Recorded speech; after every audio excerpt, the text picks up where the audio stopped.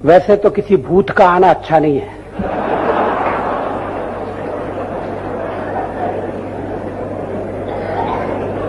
हम वर्तमान में रहते हैं, हमें भविष्य की ओर देखना है। विज्ञान और टेक्नोलॉजी की सहायता से मनुष्य ने भौतिक सुख सुविधाओं से युक्त संसार का निर्माण करने में सफलता पाई है। लेकिन क्या भौतिक समृद्धि में सुख है, या सुख की खोज अपने भीतर करना पड़ेगी? पैसे से दवा खरीदी जा सकती है, स्वास्थ्य नहीं खरीदा जा सकता। पूंजी से वैभव और विलास के साधन उपलब्ध कराए जा सकते हैं, लेकिन अगर मन में पीड़ा है, अंतःकरण में बेचैनी है, तो कुबेर की संपत्ति भी मनुष्य को सुख का, संतोष का अनुभव नहीं दे सकती।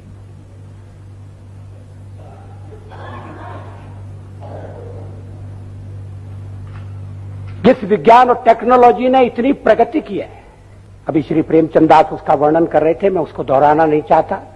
अब टेलीग्राम का जमाना नहीं है, टेलीफोन का जमाना है। हम कुछ ही दिनों में विश्व की परिक्रमा कर सकते हैं। हमने स्मॉल पॉक्स को जीत लिया है, ट्यूबरकुलोसिस पर विजय प्राप्त की है। मनुष्य ने चंद्रमा पर अपने चरण चिन्ह अंकित कर दिए हैं। लेकिन मनुष्य चंद्रमा तक पहुंच गया है, इस धरती पर उसको किस तरह से जिंदा रहना चाहिए ये नहीं सीख पाया है।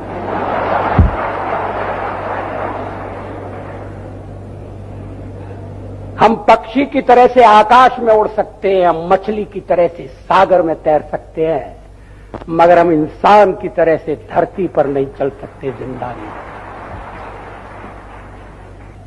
ये शिक्षा कहां मिलेगी, ये संस्कार कहां प्राप्त होगा?